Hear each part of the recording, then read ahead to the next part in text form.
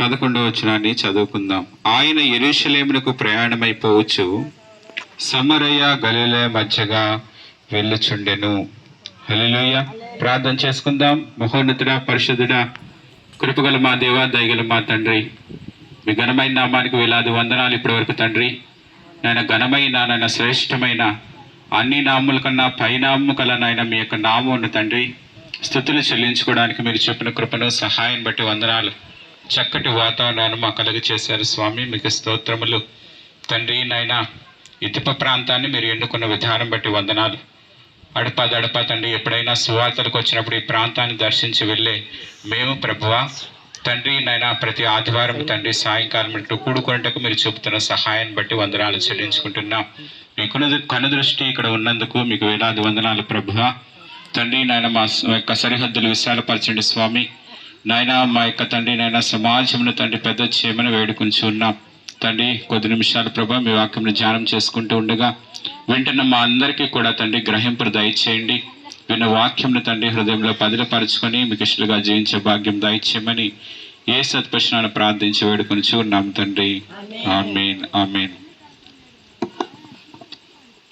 చదవబడిన భాగంలో యేసుక్రీస్తు ప్రభువారు యెరూషలేముకు ప్రయాణమై వెళ్తూ ఉన్నారు. అప్పుడున్న పరిస్థితులు చూడండి. యేసుక్రీస్తు ప్రభువారు ఆయన శిష్యులు అనేకమైన ప్రాంతాలకు ఈ విధంగానే తిరుగుతూ అనేకమైన స్వస్థత కార్యాలు చేస్తూ ఆయన ప్రేమను, దేవుని ప్రేమను తెలియచేస్తూ అనేక ప్రాంతాలు ఆయన యొక్క సువార్తను ప్రకటిస్తూ తిరుగుతున్న రోజులు. అలాంటి సమయాల్లో ఆయన యెరూషలేమునకు ప్రయాణమై వెళుతూ ఉన్నాడు. అయితే ఆయన ప్రయాణమై వెళుతూ ఉన్నప్పుడు సమరయ గలిలయ మధ్యగా వెళ్ళుచూ ఉన్నాడు. ఇక్కడ చూసుకున్నట్లయితే సమరయ అని మనం ఒక పదాన్ని చూస్తాం. సమరయులు అంటే అప్పటిలో చాలా వెలివేయబడ్డట్లుగాను, అంత ఎవరు పట్టించుకొని వారుగాను, సమాజపు పెద్దలు, పరిసయ్యులు, శాస్త్రులు వారు కూడా వారిని పక్కన పెట్టేసిన ఒక తెగలాగా ఆ ప్రజలు ఉంటూ ఉన్నారు. ఈ లోకంలో చూస్తాం కదా, అనేక మంది వివక్షకు గురవుతూ ఉంటారు. ఇప్పటికీ మనం చూస్తున్నాం. మనుషుల్లో ఎన్ని భేదాల, కులాలు బట్టి, మతాలు బట్టి తక్కువ చేసి మాట్లాడడం, తక్కువగా చూడడం, ఇలాంటి భేదాభిప్రాయాలు కలిగిన సమాజంలో మనం ఇంకనూ జీవిస్తూ ఉన్నాం. అయితే మనము ఆరాధిస్తున్న దేవుడు ఎలాంటి వాడో తెలుసా? ఆయన పక్షపాతం లేని దేవుడు. హల్లెలూయా. ఆయనకు వివక్ష లేదు. ఆయన రంగును చూడడు, ఆయన మతాన్ని చూడడు, ఆయన కులాన్ని చూడడు. నువ్వు ఎటువంటి వృత్తాంతం నుంచి వచ్చినప్పటికీ సరే, నువ్వు భేదవాడివైనా, నువ్వు గొప్పవాడివైనా ఆయన దృష్టిలో సమానమే. ఎందుకు అనంటే మనందరము కూడా ఆయన చేతుల చేత చెక్కబడిన వారం. హల్లెలూయా. దేవుని వాక్యం తెలియచేస్తుంది కదా, దేవుడు లోకమును ఎంతో ప్రేమించెను, కేవలం క్రైస్తవులను ప్రేమించెను అనుందా? లేదు. లేకపోతే ఫలాని అగ్రకులాల వారిని మాత్రమే ప్రేమిస్తాడు అనుందా? లేదు. ఎందుకంటే మన దేవుడు ఇదిగో రాజులకు రాజు, ప్రభులకు ప్రభు, మనందరినీ నిర్మించిన వాడు. మనందరము తల్లి గర్భంలో ఉండగానే ఆయన కన్నులు మనల్ని చూచాయంట. మనం ఆరాధిస్తున్న దేవుడు సర్వశక్తి గల దేవుడు. ఆయనకి ఏ భేదము లేదు, ఎటువంటి పక్షపాతము లేదు. మనుషులు తేడా చూస్తారు. ఒక తల్లి అయినా సరే కుమారులు నలుగురుంటే ఒకరిని ఎక్కువగా ప్రేమించే స్థితిలో ఉండుండొచ్చు. చూడండి, తల్లి ప్రేమలోనో తండ్రి ప్రేమలోనో తేడాలు ఉంటాయేమో, కానీ మనల్ని ఆరాధిస్తున్న దేవుడు ఎలాంటి వాడో తెలుసా? మనందరినీ ఏక ప్రేమతో ప్రేమిస్తున్న దేవుడు. హల్లెలూయా. ఆయన యెరూషలేం ప్రాంతానికి ప్రయాణమై వెళుతూ ఆయన ఏదో ఒక మార్గంలో వెళ్ళి ఉండొచ్చు, కానీ సమాజము చేత వెలివేయబడిన ఆ ప్రాంతాల గుండా ఆయన వెళ్ళడానికి ఇదిగో ఎందుకు ఆయన నిశ్చయించుకున్నాడు? సమరయులు అంటే విలువ లేదే. సమరయులు అంటే ఇదిగో సమాజంలో ఇదిగో ఎటువంటి అర్హతకు, ఎటువంటి గౌరవానికి నోచుకొని అలాంటి పరిస్థితుల గుండా కూడా దేవుడు వారిని ప్రేమించట గుండా వెళ్తూ ఉన్నాడు. ఆ కాలంలో అంట ఆ శాస్త్రులు, పరిసయ్యులు, పెద్ద పెద్దవారు అటువైపు వెళ్ళడానికి కూడా ఇష్టపడరు. కనీసం వారిని ఎదురు పడతారేమోనని, వారిని చూడాల్సి వస్తుందేమో అని. కానీ మన దేవుడు ఎంత ప్రేమ కలిగిన దేవుడు. యెరూషలేమునకు ఆయన ఇదిగో ఆ యొక్క సమరయ గలిలయ ఆ ద్వారం గుండా వెళుతూ ఉన్నాడు. హల్లెలూయా. ఆయనకి తెలుసు అక్కడ దేవుని ప్రేమించిన బిడ్డలు ఉన్నారు, దేవుని నుంచి ఆశీర్వాదాలు పొందుకోవాలని, ఆయన కరుణ మా మీద ఉండాలని కొంతమంది అక్కడ ఎదురు చూస్తూ ఉన్నారు. ఆ వాక్యాన్ని మనం ముందుకు చదువుకుంటూ వెళ్ళినట్లయితే అక్కడ 10 మంది కుష్ఠరోగులు ఆ యొక్క ప్రదేశంలో ఉన్నారు.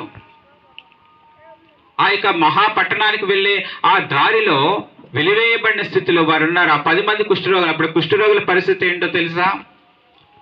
ఆ కుష్ఠరోగులు బహు భయంకరమైన రోగం గలవారని యాజకులకు వారు కనపరుచుకొని, అవును వీడు కుష్ఠరోగి అని చెప్పిన తర్వాత ఆ కుష్ఠరోగులంట ఎక్కడో ఊరికి అవతల అక్కడెక్కడో పడేసేవారంట. వారి బాగోగులు చూసే పరిస్థితి లేదు.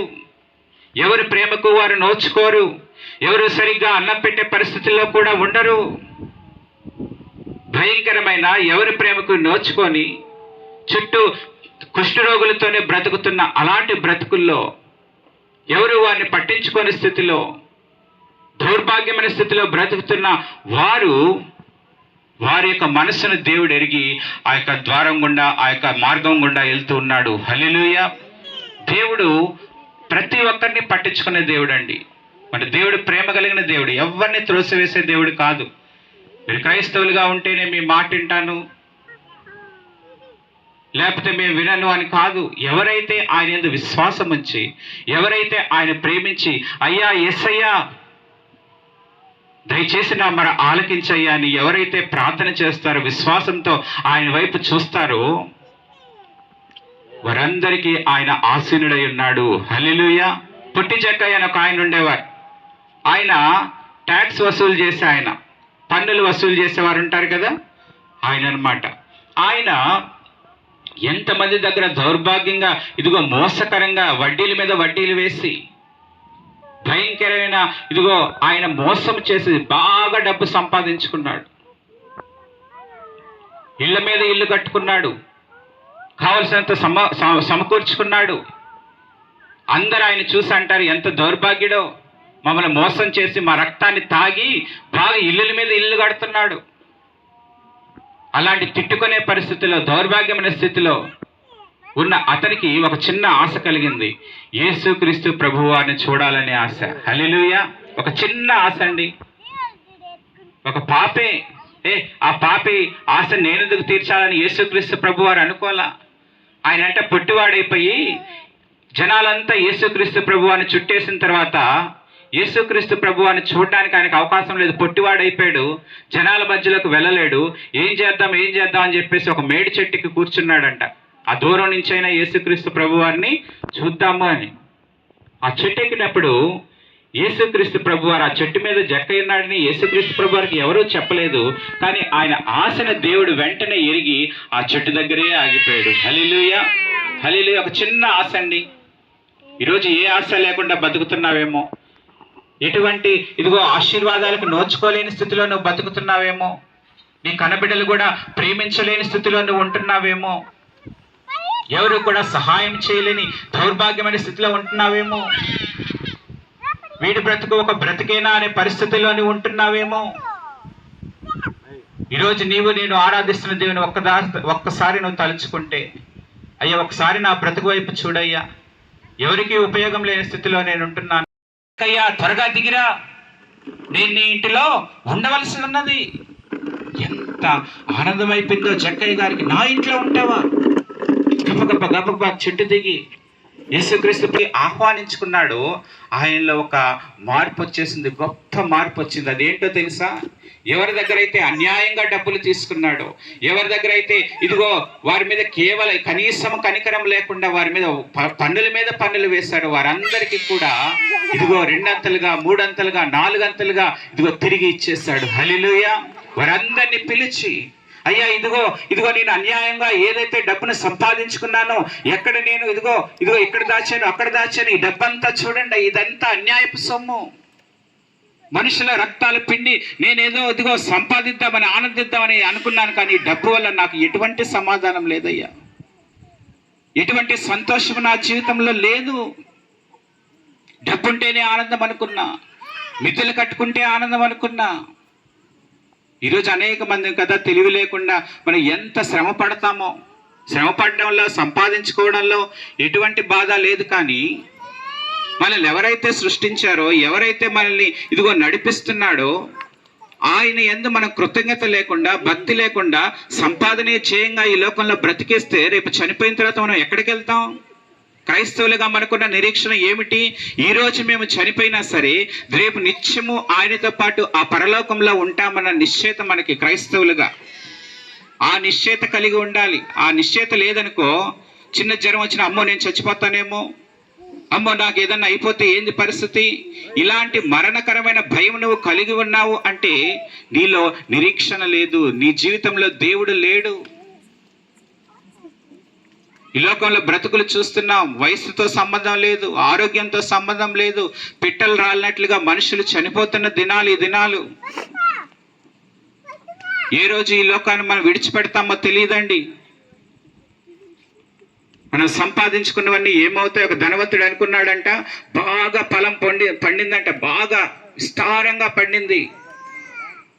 చక్కగా ఆ కొట్లలో బాగా ధాన్యాన్ని ఇంకా పెద్దవి చేసుకొని ధాన్యంను బాగా సమృద్ధిగా దాచిపెట్టుకుని, అబ్బా ఒక 10 సంవత్సరాల దాకా నాకు ఎటువంటి ఇబ్బంది లేదు, నా ప్రాణమా తిను తాగు సుఖించు, సంవత్సరాలకు తడబడా చక్కటి ధాన్యం నా దగ్గర ఉంది, కావలసినంత ఆహారం నా దగ్గర ఉంది, ఇంకా నాకేంది చింత అనుకున్నాడు. అయితే దేవుడు అంటున్నాడు, అరే బుద్ధి లేనివాడా, ఈ రాత్రికాల సమయం నీ ప్రాణం పోతే నువ్వు సంపాదించుకున్నవన్నీ కూడా ఏమవుతాయి?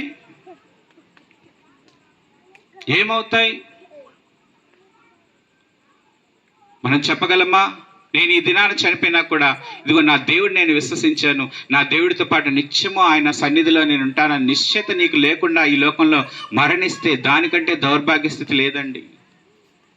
ఈ లోకం వరకే, ఈ లోకం నిమిత్తమే మన నిరీక్షణ అయితే అందరికంటే దౌర్భాగ్యమైన వాక్యం తెలియజేస్తుంది. ఈ లోకంలో ఉన్నంత వరకే రా, ఈ లోకంలో ఉన్నంత వరకే సంతోషాలు, ఈ లోకంలో ఉన్నంత వరకే మనం అన్ని అనుభవించేయాలి, అన్నిటినీ ఎంజాయ్ చేసేయాలని నీవు నేను బుద్ధిహీనంగా అనుకుంటే ఆ ధనవంతుడిలాగా ఈ రోజు నీ ప్రాణం పోతే నీకు బ్రతుకు ఏమైపోతుంది? ఒకసారి మనం జ్ఞాపకం చేసుకోవాలి. జక్కయ్య గారు ఎప్పుడైతే యేసుక్రీస్తు ప్రభు అనే గృహంలోకి ఆహ్వానించాడు, ఎంత ఆనందమో. దేవుని నిజంగా నీ జీవితంలోకి ఆహ్వానిస్తే వచ్చే మార్పు అదేనండి. నీ పాత బతుకు నువ్వు బ్రతకవు, నీ బ్రతుకు మారుతుంది, నీ ఆలోచన విధానం మారుతుంది, నీ ప్రేమ మారుతుంది. యేసు వలె నువ్వు ప్రేమించగలుగుతావు, యేసు వలె నువ్వు క్షమించగలుగుతావు. కొంతమందిని మనం చూస్తాం, సంవత్సరాల తడబడి సహోదరుల మీద కోపాన్ని పెంచుకొని, ఆ మొహం కూడా నేను చూడను, ఆమెతో నేను మాట్లాడను, ఆమె నన్ను ఎన్ని మాటలందో తెలుసా, నేను ఆమెను క్షమించను. ఇది దేవుని ప్రేమ కానే కాదండి. ఈరోజు ఆమెను క్షమించకుండా, లేకపోతే ఆయన్ని క్షమించకుండా ఆ కోపంతో నువ్వు చచ్చిపోతే చక్కగా నరకానికి వెళ్ళిపోతావు. జాగ్రత్త. దేవుడిచ్చిన చిన్న జీవితంలో ఈ కోపాలు, ఈ పగలు, ఈ ద్వేషాలు ఇవన్నీ మనసులో పెట్టుకొని నువ్వు మరణిస్తే గనక దేవుని రాజ్యానికి నువ్వు చేరలేవు. అందుకే దేవుడు మాదిరికరమైన జీవితం మన ముందు జీవించాడు. ఎంత మాదిరికరమైన జీవితం అంటే ఆయన కొరడాలతో కొట్టిన వారిని కూడా క్షమించమని ప్రార్థన చేశాడు యేసుక్రీస్తు ప్రభువారు.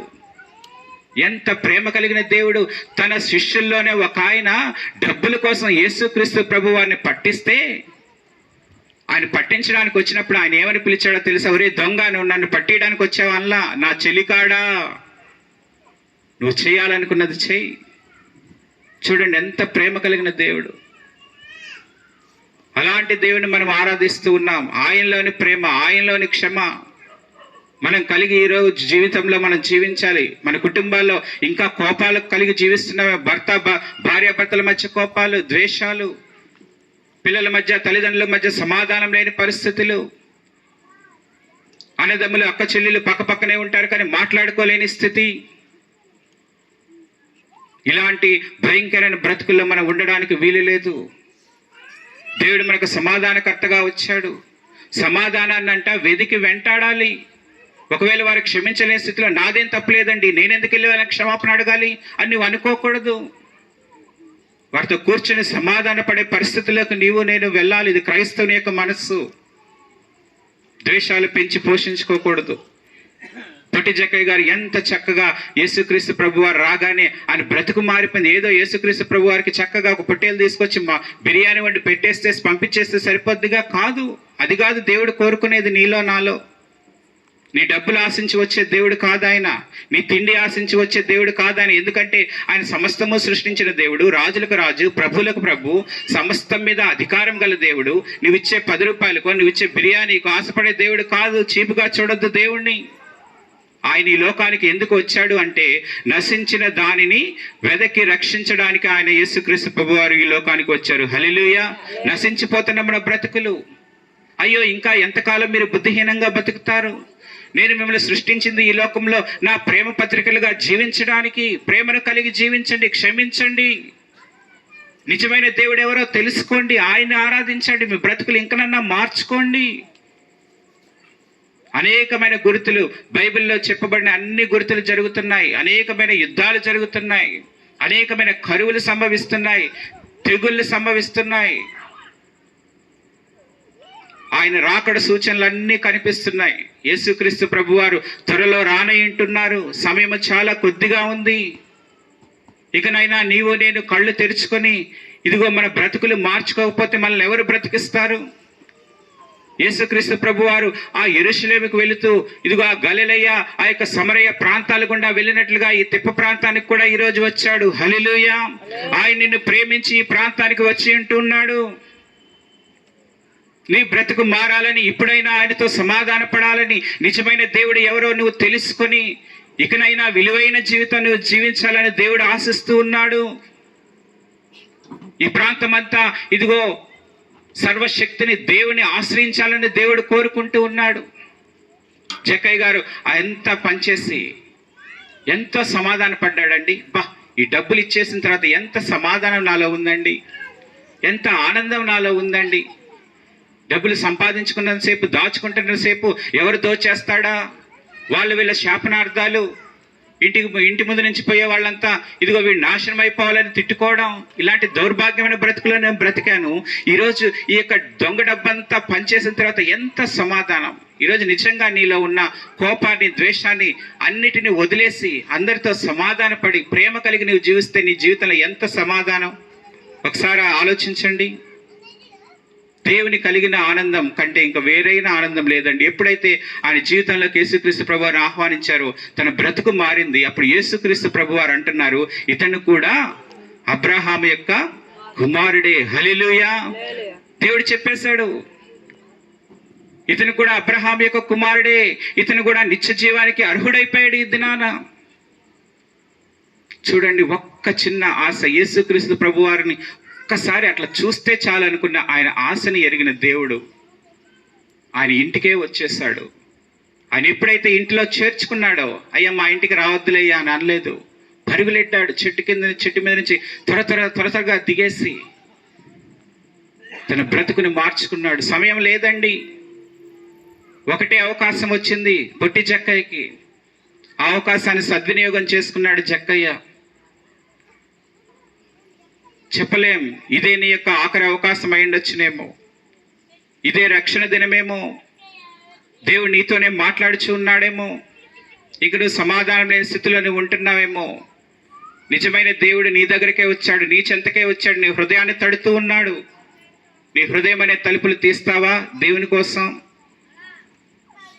కోసం తీస్తావా? పొట్టి చెక్కయ్య వల్లే ఈ యొక్క అవకాశాన్ని సద్వినియోగం చేసుకుంటావా?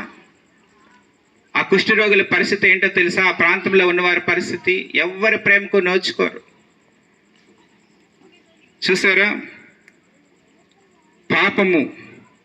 వారు ఇంకా ఎలాంటి వారంటే, ఇంకో కుష్ఠరోగం వచ్చిందంటే ఇంక నువ్వు చచ్చిపోతావని ఆ లెక్కలో వేసేసేవారు. కుష్ఠరోగానికి అప్పుడు నయం చేయడానికి ఎటువంటి మందులు లేవు. కుష్ఠరోగం వస్తే ఇటు బ్రతుకు అయిపోయింది అన్నట్లుగా వాడు బ్రతుకులుండే 10 మంది కుష్ఠరోగులు ఆ ప్రాంతంలో యేసుక్రీస్తు ప్రభువారు మా వైపు వస్తే బాగుండునే, మమ్మల్ని చూస్తే బాగుండునే, మాతో మాట్లాడితే బాగుండే, ఎంత దౌర్భాగ్యమైన స్థితిలో మేమున్నాము. తల్లిదండ్రుల ప్రేమకు దూరం అయిపోయాం, భార్య బిడ్డల ప్రేమకు దూరం అయిపోయాం, మా ఊర్లో మమ్మల్ని ఉండనివ్వట్లేదు. ఈ భయంకరమైన స్థితిలో ఇదిగో ఈ చీకటిలో ఎటు చూసినా కుష్ఠరోగుల మధ్య అయ్యో అదిగో అల్లంత దూరాన నా కుటుంబము, అదిగో ఆ గృహం కనబడుతూ ఉంది, కానీ వారితో జీవించే భాగ్యము నాకు లేదే, దౌర్భాగ్య స్థితిలో ఉన్నానే, ఒక్కసారి యేసుక్రీస్తు ప్రభు వారింటి వస్తే బాగుండునే అని ఎంత ఆశ కలిగిన వాడు. మన దేవుడు ఎలాంటి వాడో తెలుసా? ఆశగల ప్రాణమును తృప్తిపరిచే దేవుడు. హల్లెలూయా. ఈరోజు ఆశ కలిగి ఉన్నావా నువ్వు? యేసుక్రీస్తు ప్రభు వారు కూడా నా జీవితంలోకి రావాలని ఆ 10 మంది కుష్ఠరోగులు ఏ విధంగా ఆ యొక్క కుష్ఠరోగాన్ని కలిగి వెలివేయబడ్డారో, నీవు నేను కూడా పాపాన్ని కలిగి వెలివేయబడ్డాం దేవుని దగ్గర నుంచి. నీలో ఉన్న పాపం దేవుని నీకు దూరంగా నెట్టేస్తుంది. ఎందుకో తెలుసా? మనం ఆరాధిస్తున్న దేవుడు పరిశుద్ధుడైన దేవుడు. ఆయన దగ్గరకు పరిశుద్ధులు మాత్రమే వెళ్ళగలరు. నీవు నేను హృదయంలో కోపాన్ని పెట్టుకొని, ద్వేషాన్ని పెట్టుకొని, రకరకాల చెడు వ్యసనాలు మనసులో పెట్టుకొని, తాగుతా తిరుగుతా వ్యర్థమైన ఆలోచనలు చేస్తూ, నీవు నేను ద్రోహ కార్యాలు ఈ లోకంలో చేస్తూ, దేవుడు కావాలి అంటే నీ దగ్గరకు రాలేడు. ఆయన దుష్టత్వాన్ని చూడలేని నిష్కలంకమైన కనులు గలవాడంట. దేవుడు నిన్ను చూసి ప్రతిదినము ఏడుస్తూ ఉన్నాడు. అయ్యో నా బిడ్డ ఇంకా బూతులు తిడుతుంది, అయ్యో నా బిడ్డ ఇంకా సమయాన్ని ఆ సినిమాలకని సీరియళ్ళకని సమయాన్ని వ్యర్థం చేస్తుంది, అయ్యో నా యొక్క బిడ్డ తోడుకోడల్ని ప్రేమించలేని స్థితిలో ఉంది, అయ్యో నా బిడ్డ కోడళ్ళని ప్రేమించలేని అత్తగా ఉంది, అయ్యో నా బిడ్డ కుటుంబానికి బాధ్యత కలిగి ప్రేమగా జీవించవలసిన కుటుంబ పెద్ద అయిన ఇతను వ్యసనాల బారి పడిపోయి కుటుంబాన్ని ప్రేమించలేని స్థితిలో ఉన్నాడే. ఈరోజు దేవుడు నిన్ను నన్ను చూసినప్పుడు దుఃఖపడుతూ ఉన్నాడు, బాధపడుతూ ఉన్నాడు. అయ్యో ఇప్పటికైనా నా బిడ్డ తెలుసుకుంటాడా, నా వైపు తిరుగుతాడా, నేను నా బిడ్డ కోసం ఎన్ని ఆశీర్వాదాలు ఉంచానో ఆశీర్వాదాలు పొందుకోకుండానే ఈ లోకంలో దౌర్భాగ్యుడిగా మరణిస్తాడేమో. దేవుని ప్రేమను బట్టి ఇంకా మనం జీవించున్నామండి. ఆయన ప్రేమ, ఆయన కృప ఒక్క క్షణం మన దగ్గర నుంచి వెళ్ళిపోతే మన బ్రతుకులు నిమిషంలో తారుమారైపోతాయి. జాగ్రత్త. ఈ దినం ఈ క్షణం వరకు మనం బ్రతికి ఉన్నామంటే ఆయన కృప ఏంటి ఉన్నది. దేవుడు ఇంకా నిన్ను ప్రేమించే అవకాశాలు ఇస్తా ఉన్నాడు. ఆ 10 మంది కుష్ఠరోగుల్ని దేవుడు ప్రేమించి వారందరినీ ఇదిగో మీరు స్వస్థపడిపోయారు, వెళ్ళిపోయి యాజకులకు చూపించుకోండి అన్నప్పుడు 10 మంది స్వస్థత అప్పటికప్పుడే అయిపోయారంట. హల్లెలూయా. వారు ఎప్పుడైతే విశ్వాసంతో బయలుదేరారో చూపించుకోవడానికి 10 మంది శుద్ధులైపోయారు. వాళ్ళలో తిరిగి ఒక్కరే యేసుక్రీస్తు ప్రభు దగ్గరకు కృతజ్ఞత కలిగి వచ్చారు. దేవుడిచ్చిన జీవితం, దేవుడు మనల్ని పాప బంధకాల నుంచి విడిపించి రక్షించడానికి ఈ లోకానికి వచ్చాడు. తన పవిత్ర రక్తాన్ని ఇచ్చి మనం రక్షించుకున్నాడు. కాబట్టి మనము ఎవరమైతే విశ్వాసం కలిగి ఆయన దగ్గరికి వస్తామో వారందరినీ ఆయన రక్షిస్తాడు. అట్టి కృతజ్ఞత కలిగి మనం జీవించదుముగాక. ఆమేన్. Praise the lord. దేవునికి మహిమ కలుగునుగాక. చక్కని సువార్త ఈ ప్రజలకు వినిపించడం జరిగింది. మరి సమయం అయింది కనుక నేను విస్తరించి మాట్లాడదలుచుకోలేదు. ప్రార్థన చేద్దాం. తలలు ఉంచుకోండి. మన మధ్యలో ఉన్న బిడ్డ ఆకాష్ ప్రార్థన చేస్తాడు.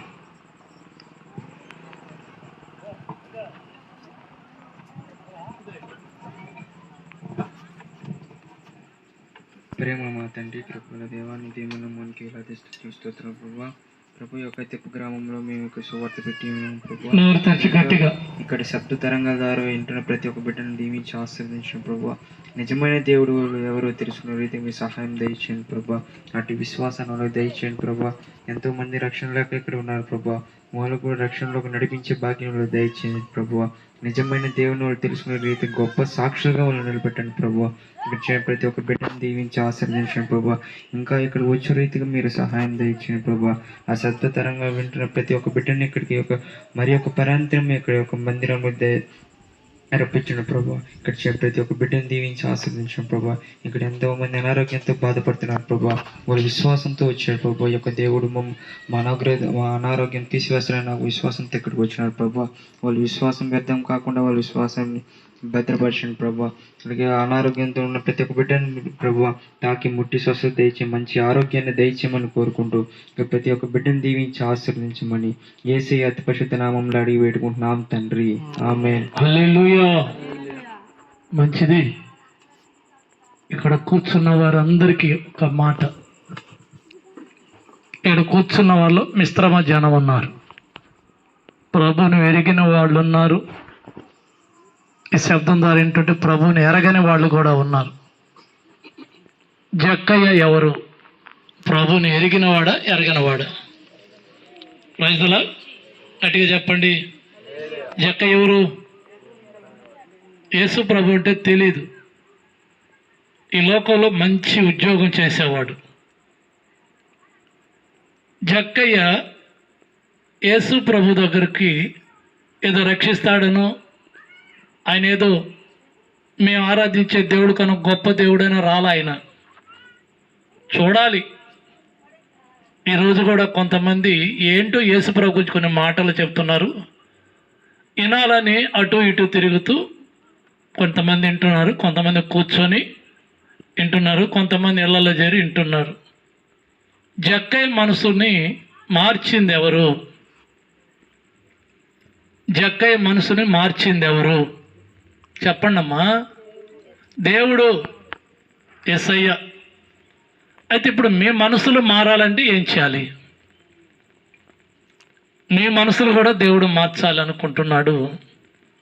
మీరు దేవుని దగ్గరికి చూడటానికి రాని సరదాగా ఒకసారి వచ్చారు కదా, చెప్పిన మాటలు ఇనుంటే ఒక్క మాటను గుర్తుపెట్టుకోకండి. రాత్రి ఇక్కడి నుంచి ఎక్కువ మాటలొద్దు.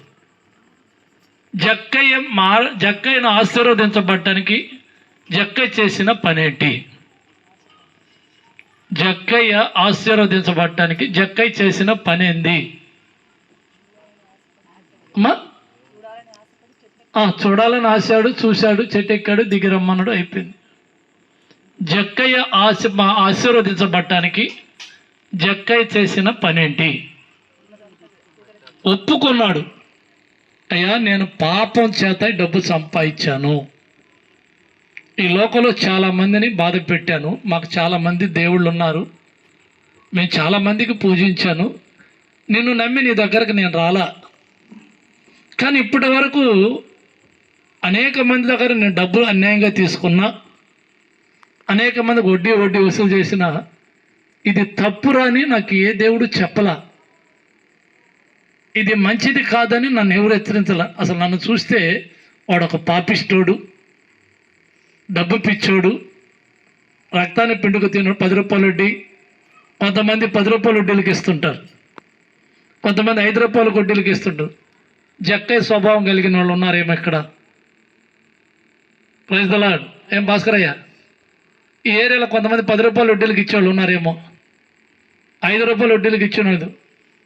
ఇదేంటంటే పేదల రక్తం, నిరుపేదల యొక్క అవసరాన్ని క్యాష్ చేసుకుంటున్నారు, అది వాళ్ళ అవసరాన్ని బట్టి. అలాంటి వృత్తి చేసిన వాడు జక్కయ్య. కానీ ఒకరోజు ప్రభు దర్శించాడు, తన తప్పులు ఒప్పుకున్నాడు, ఆశీర్వదించబడ్డాడు. ఈరోజు వినడానికో లేదు ముఖస్థుతి కోసమో లేదు ఇంటో పొదుపు కాలక్షేపానికి వచ్చిన నిన్ను కూడా జక్కయ్యలాగా మార్చునుగాక. మారటానికి ప్రయత్నిద్దాం. నాకైతే ఇలా చేయటం ఇష్టం లేదు, ఇది సువార్తగానే మారిపోతుంది. జక్కయ్య ఇంటికి వెళ్ళినట్టుగా యేసు ప్రభు ఈడున్నటువంటి ఈ 4 కుటుంబాలు వెళ్ళాలి. పొద్దున బిర్యానీ, సాయంత్రం బిర్యానీ. ఎన్ని రోజులు తింటావు? ఎన్ని రోజులు తింటారండి? అర్థమైందా నా మాట? ఏంటో పొద్దున మంచి భోజనం, సాయంత్రం అదే. పొద్దున ఉండింది మళ్ళీ రాత్రి తినాలంటే ఏంటో మా 2 పూటలు అదేనా? అవునా అంటారా లేదండి? ఒక రోజైతే తింటారు. రోజు ప్రతి వారం పొద్దున ఏదో వండితే సాయంత్రం కూడా అదే తినాలంటే ఎక్కదు. కొంతమంది తింటారు, కొంతమంది తినరు. దీని అర్థము జ్ఞానం కలిగిన వారు ఆలోచించుదురు గాక. మీరు ఆలోచించారు, మీకు అర్థమైపోయింది మాట ఎందుకు చెప్పానని. హల్లెలూయా. ఎందుకు? పొద్దున మంచి భోజనం, పొద్దున హోటల్ భోజనమే, సాయంత్రం హోటల్ భోజనం అయితే ఎన్ని రోజులు తింటామండి? ఏదైనా కొత్త భోజనం, కొత్తగా మార్పు వస్తే తినాలనిపిస్తుంది. చల్లంగా అయిపోయిందమ్మా, పొద్దున ఉండింది అదే కూర, మధ్యాహ్నం ఏదో బాగలేదు, మళ్ళీ కూడా అదేంటట. హల్లెలూయా. మీకు దేవుడు దీన్ని బయలుపరిచి ఆయన జ్ఞానంతో మీకు తెలివినిచ్చును గాక. హల్లెలూయా. అందరు లేచి నిలబడదాం. ప్రార్థన ఆశీర్వాదంతో ఈ ఆరాధన ముగించుకుందాం. ఈ లోపల టీ వస్తుంది, టీ తాగేసి వర్షం కూడా వచ్చే. మీకు వందనాలు స్తోత్రాలు చెల్లిస్తాం తండ్రి. ప్రభు ఉదయకాల సమయం నుంచి ప్రభు రాత్రికాల సమయం వరకు ప్రభు మీ మందిరంలో ప్రభు గడిపే భాగ్యాన్ని మాకు అనుగ్రహించినందుకు వందనాలు స్తోత్రాలు చెల్లిస్తున్నాం తండ్రి.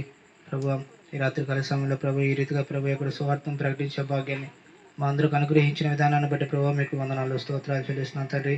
చేరి వచ్చిన ప్రతి ఒక్క పెట్టిన ప్రభు మీరు ఆశీర్వదించి దీవించమని ప్రభు ప్రార్థన చేస్తున్నాం తండ్రి. ఈ మైక్ శబ్దం ద్వారా ప్రభు ఎంతమంది అయితే విన్నారో ప్రభు వారితో ప్రభు మీరు మాట్లాడమని ప్రభు ప్రార్థన చేస్తున్నాం తండ్రి. ప్రభు ఎంతమంది అయితే బాగలేక ప్రభు ఈ వాక్యాన్ని వింటున్నారో ప్రభు వారితో మీరు మాట్లాడి ప్రభు వారి అవసరాలు ప్రభు మీరు తీర్చమని ప్రభు ప్రార్థన చేస్తున్న ప్రభు. మీ చిత్తం ఉంటే ప్రభు ఇక్కడ ఒక మంచి మందిరాన్ని ప్రభు నిర్మించే కృపను ప్రభు మాకు అనుగ్రహించమని ప్రభు ప్రార్థన చేస్తున్నాం ప్రభు. చేరి వచ్చిన ప్రతి ఒక్క బిడ్డను ప్రభు మీరు ఆశీర్వదించి దీవించమని ప్రభు ప్రార్థన చేస్తున్నాం ప్రభు. చెప్పిన వాక్యాన్ని ప్రభు మేము విడిచిపెట్టకుండా ప్రభు దాని పట్ల ప్రభు మేము నడుచుకున్న భాగ్యాన్ని ప్రభు మా అందరిగా దయచేయమని నజరేయుడైన యేసుక్రీస్తు నామములో అడిగి వేడుకుంటున్నాం మా తండ్రి. హల్లెలూయా. ప్రేమ స్వరూపుడా నీకు వందనాలయ్యా. ఆకాశమందు ఆసీనుడైన దేవా నీకు స్తోత్రాలు. ఈ రాత్రికాల సమయంలో నా తండ్రి ఈ రోడ్డు మీద నిలబడి నీ బిడ్డలు ఇంతవరకు పాటల ద్వారా ప్రార్థన ద్వారా వాక్యం ద్వారా ఈ ప్రజల రక్షణలోకి నడిపించాలని చేసిన ప్రయత్నం, ఈ చిన్న ప్రయత్నాన్ని మీరు ఆశీర్వదించండి. ఒక దినమున ఈ గ్రామము మారును గాకని ప్రార్థిస్తున్నాను నాయన. ఈ గ్రామ ప్రజలందరూ నీ రక్షణకు వచ్చుదురు గాక, నీ ముఖ దర్శనము చూసుదురు గాక. ఏ బలహీనతల్లో నీ బిడ్డలున్నా, ఏ సమస్యల్లో నీ బిడ్డలున్నా, ఆర్థికంగా నలిగిపోతున్నారేమో, ఆరోగ్యంగా చితికిపోయి ఉన్నారేమో, కుటుంబంలో సమాధానం లేక కన్నీరు ఏడుస్తున్నారేమో, అయ్యా ఒకరికొకరికి ఐక్యత లేక బ్రతుకుతున్నారేమో, మనుషులకు అర్థము కాకపోయినా చూచుతున్న దేవుడా నీకు స్తోత్రాలు చెల్లిస్తూ ఇలువ లేని ప్రాంతానికి ఇలువిచ్చావయ్యా, ఎన్నిక లేని మమ్మల్ని ఎన్నుకున్నావయ్యా. నీ గొప్ప కార్యం ఇక్కడ చూచుతము గాక అని ప్రార్థన చేస్తూ ఇదిగో నాయన నిలబడిన నీ బిడ్డలందరి మీద నీ ఆత్మ వర్షాన్ని కుమ్మరించండి ప్రభు. ఉదయ కాలములో నాయన ఈ సన్నిధిలో నీ మందిరంలో వాడబడ్డారు.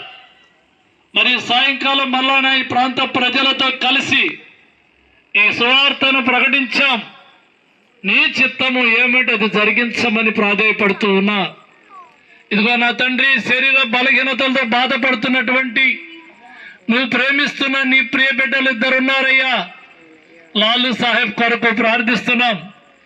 వారు నిన్ను ప్రేమిస్తున్నారని కాదు, వారు నిన్ను విశ్వసించారని కాదయ్యా, నువ్వే వాళ్ళని ప్రేమించి పిలుచుకున్నావు.